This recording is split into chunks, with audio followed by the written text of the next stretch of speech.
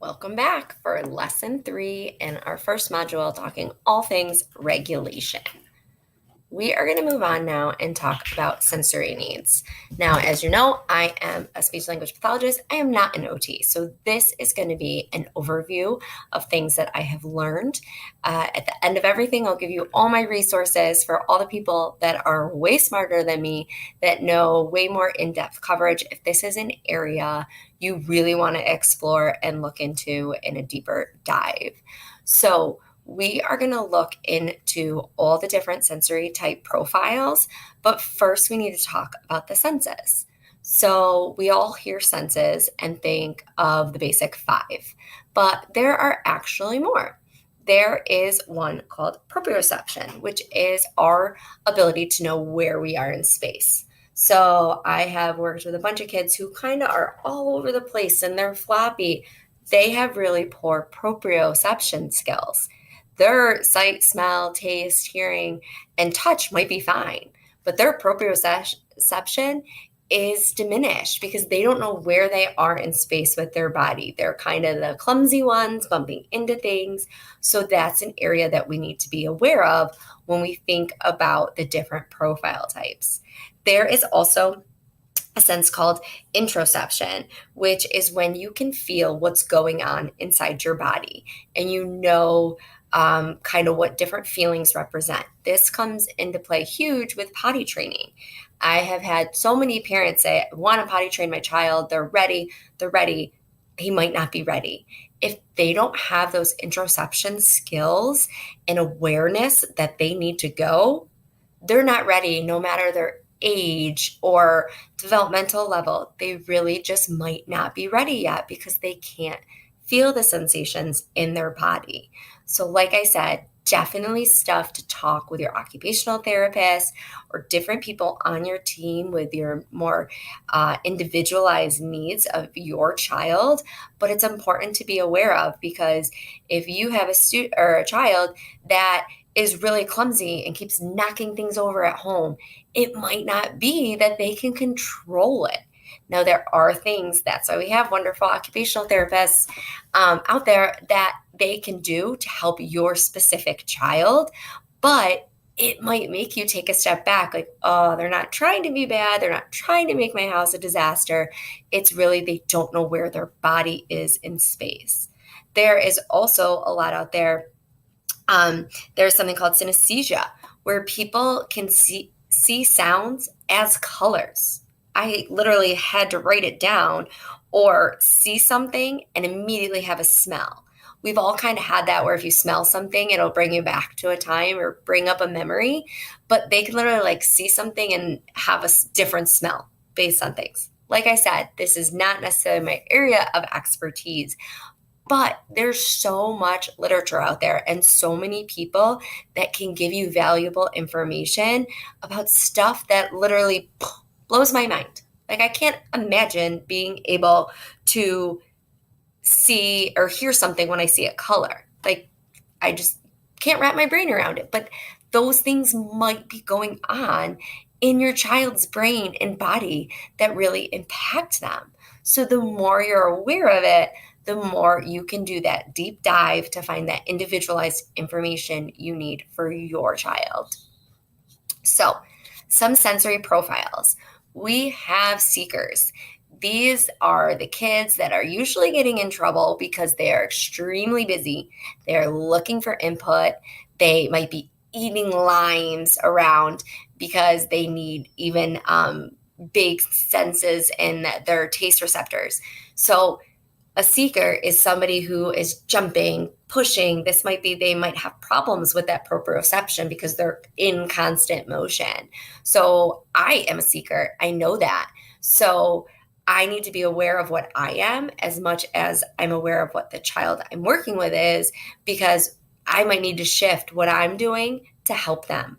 So seekers want the heavy input. They want deep pressure, those really deep hugs that we love when kids want those, because it really gives them what they need to keep them calm and regulated and at baseline.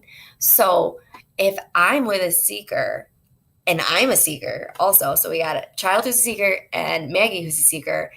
I need to calm myself down because we're going to exhaust each other working together. I need to do things like a swing, some calming music, maybe some pressure. There are vests that you can get, weighted vests to really help give that deep pressure and input. An occupational therapist can help you with that.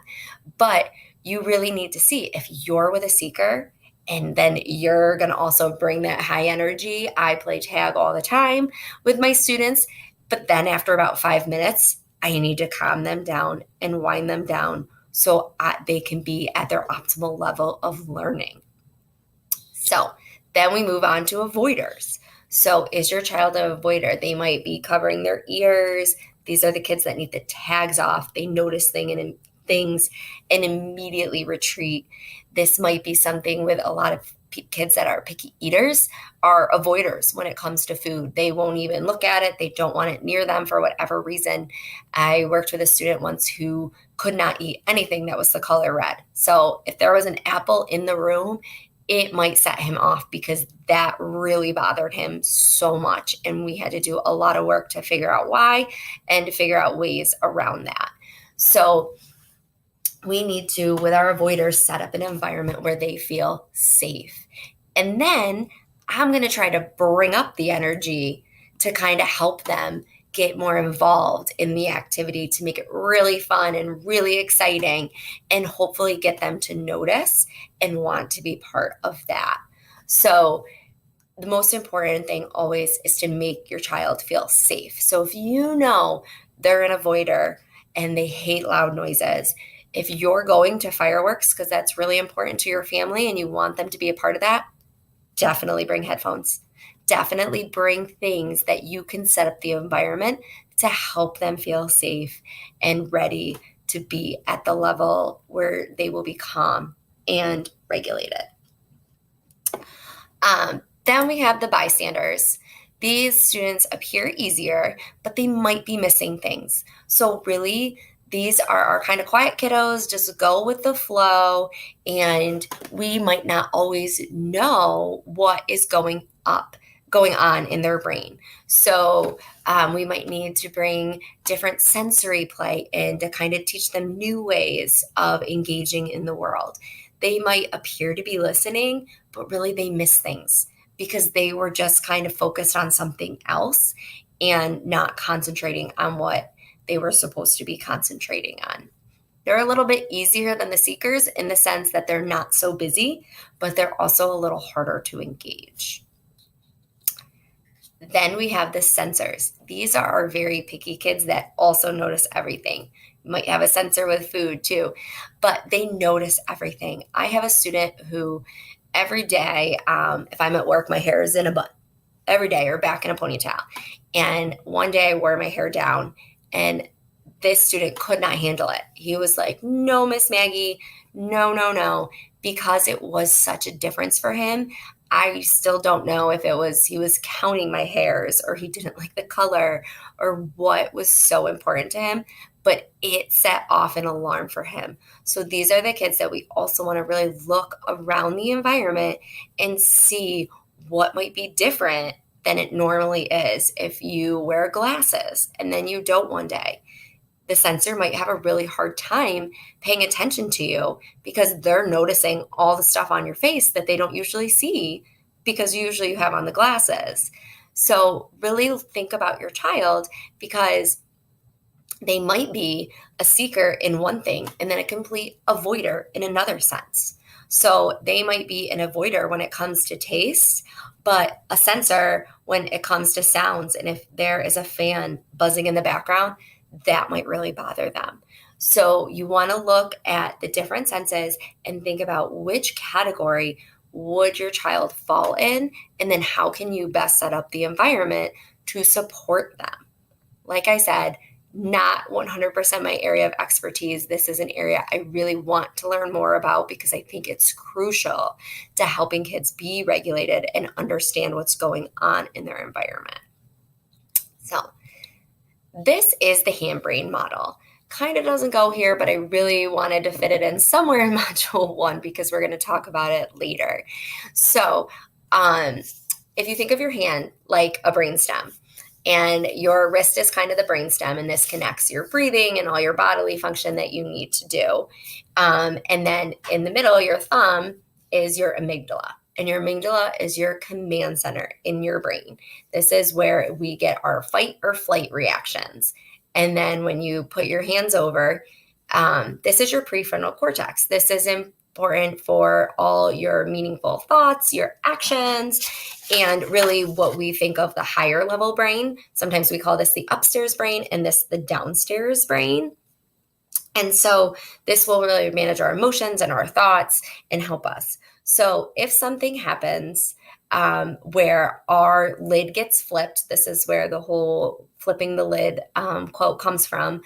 But if something happens, for example, if an avoider all of a sudden hears a really loud noise, he is going to flip his lid, and now this is no longer available. He cannot have meaningful thoughts, meaningful actions, because he's completely now running from the amygdala and the brainstem. So this is sensing fight or flight, which we will talk more about with behaviors. But this is important to understand because something little and you're like, oh, it's just the lawnmower. The neighbor will stop it in a minute. Not a big deal. It is, because it's sensed flight. It's put into action, this flight or fight mode for your child. And now they cannot access their upper brain. So this is when we're going to see the behaviors. I put this in here now because it's really important that if you understand the sensory impacts that are around your child every day, think of all the things we hear of, even driving in a car, music on, car horn, people talking, stoplights, the wind coming from an open window. All that is a lot of sensation coming at your child. So then all of a sudden when they get to where you're going and their lid is flipped because it was too hot and all those things were coming at them the whole car ride, it might not be that they don't want to go. It might be that we need to take a step back and really support their senses. So that's just one example. I did not make up this upstairs downstairs brain. I really wish I did, but it was by Dr. Dan Siegel. And there is a lot of research on there. And so that is another great resource that you can look into if this really resonates with you and you think this is what's happening to your child. I said, again, we'll talk about behaviors in module 4, but I think it's really important for you to understand kind of how these sensory issues really are important to regulate your child, to keep them at baseline, the optimal level of connecting with you at home, and think of ways that you can set up the environment. Like I said, can't do it all the time, but where you can set up an environment that supports that. If you know that the neighbor always mows his lawn on Sunday mornings, get those headphones ready and put them on and say, uh-oh, Mr. John's mowing his lawn. Let's get ready for that loud noise that's coming, and kind of give them that warning. We do that a lot at school when we have to do fire drills because it is such a difficult, loud, obnoxious sound for these children. And if they can't handle it, we can do something to try and support them when we know it's going to be difficult. We can't take it away because we need to do our fire drills, but we can support. And that's what you want to be doing at home, is trying to find ways to support.